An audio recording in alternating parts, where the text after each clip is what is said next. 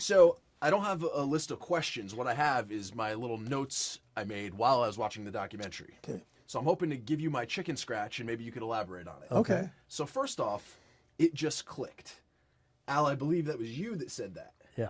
Now, the Beach Boys have produced these harmonies that have been unparalleled throughout the course of music time. Was that something that was immediately recognized? Yeah.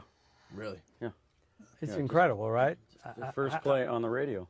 You heard it on the. If we would go. Brian and I would run home, go to my parents' house and listen to KFWB, and then we were top 10 that weekend, and we're going, yeah. We just knew it. It would happen. It was exciting. But there were no excited. lessons. There was no. They just go in the living room and sing together. Yep. Was it that family dynamic though that produced that? Well, the family brought us together originally, and then Al joined us by virtue of his relationship with Brian in school, in high school and junior college, Hawthorne and El Camino, right? Right. Yep. So I was living in Baldwin Hills area, and went to Dorsey Audubon Junior High and Dorsey High School and stuff like that. So had a 3-story home with a grand piano, organ, and a harp in the living room, and we would have musical gatherings all my life. That's all I remember is musical gatherings. Yeah, and the Wilsons, obviously, being first cousin, were a part of those gatherings. My parents were both trained musicians, symphony musicians, University of Toledo. Mm-hmm. Yeah, and that's where they met and got married. And I got a hand-me-down clarinet. Well, the common denominator here, it was kind of the same for me, was music when you were growing up. All of our parents played music, lots of music. We were growing up, and I think you just soaked it in. You got influenced by it. That's. But your dad made a living at it. He did. My dad was a sheet metal worker. Yeah, so it's kind of interesting how we all took different paths. Yeah. But it was inspired. It was a blend. It was when you heard that on the radio. Yeah. There's something about Brian's voice, his intonation on the top especially, is so youthful to me, and the boys underneath, the Patty and the genetics underneath. Yeah, the genetics. Yeah, it really worked. Another note I took was, the irony of Dennis being the only surfer. Yep. Yeah. Well, we all were surfers, aspirational in our minds, right? Right. And though we may not be good at surfing, we sing about it great. Yeah, that you do. Yeah. Well, we did a little Jardin on there too, that first song. You did a nice jamboree. Bom, bom, dip, dip, dip, dip, bom. Yep, that's true. Surfing. This one, Mike understood Brian's complexity. Ah. That was mentioned in the documentary. Well, yeah, Brian, complexity, he was just so sensitive and so, he's so musical. My mother said that Audrey, his mother, Brian's mother, was the most musically gifted person she'd ever met. And my mom sang light opera, Madame Butterfly and stuff, and it was a big deal because the Wilsons sometimes sang on the radio. That was a big deal for them. But so Brian was just so sensitive, and I think, and he was excessive about music, but that came out really nicely, because he would pour over these chord progressions and harmonies day after day, hour after hour. I mean, I can recall learning the bass part to Their Hearts Were Full of Spring by the Four Freshmen, who were on Capitol, by the way. And Their Hearts Were Full of Spring. It's a complicated song. And we couldn't do it really until Alan came along, because he could blend, because Dennis's voice didn't blend. But Al, Carl, me, with Brian on top, that was an amazing blend. And it was thrilling to hear it back in the studio, dual tracked. Yeah, dual tracked. So, but I do have a question in the sense that, you've always been known to want to play to the band's strengths. So was it a detriment to you? Was it a detriment to the band that Brian had this constant need to beat the Beatles, so to speak? There's some mythology there that was erroneous.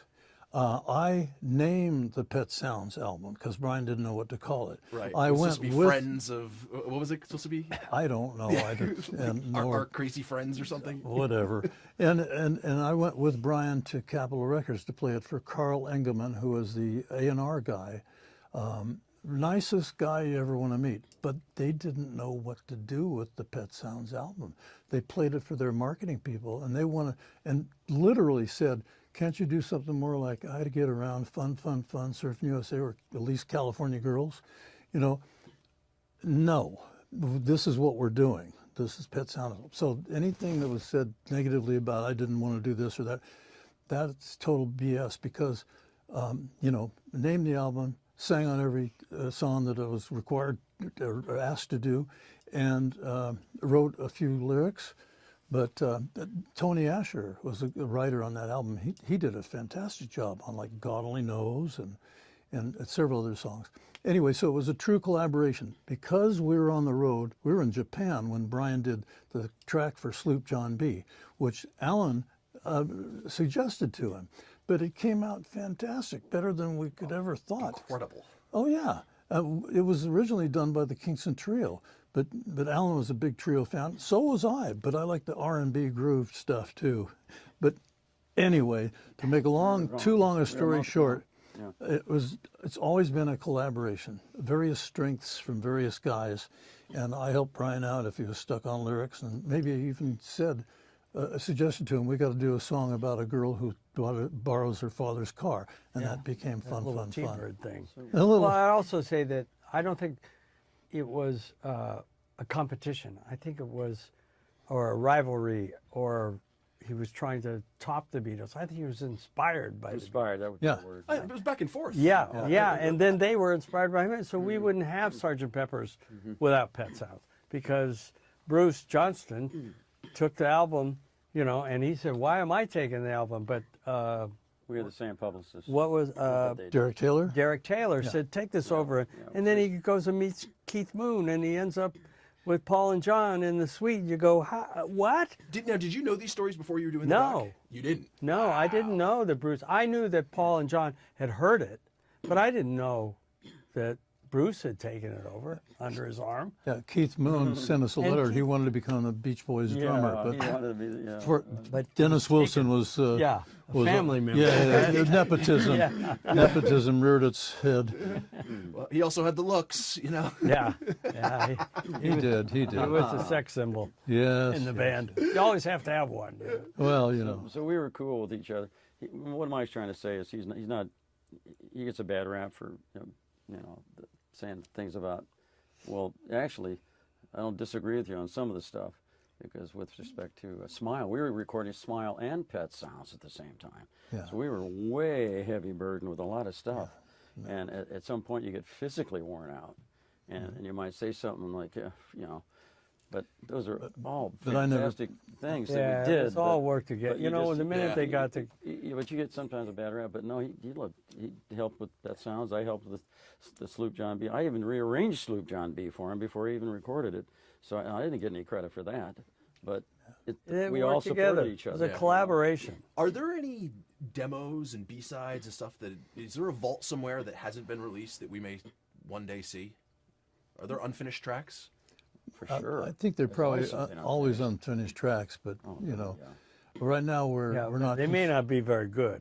Now, That was just for my own. yeah, when Capitol Records said we should come out with the best of the Beach Boys Volume 3, I said there is no such thing. No, I said, so let's call it Endless Summer and take all those hits. And it's the 50th anniversary of Endless Summer this year, so that's pretty cool. It's 1974, all those great hits. Amazing. Amazing.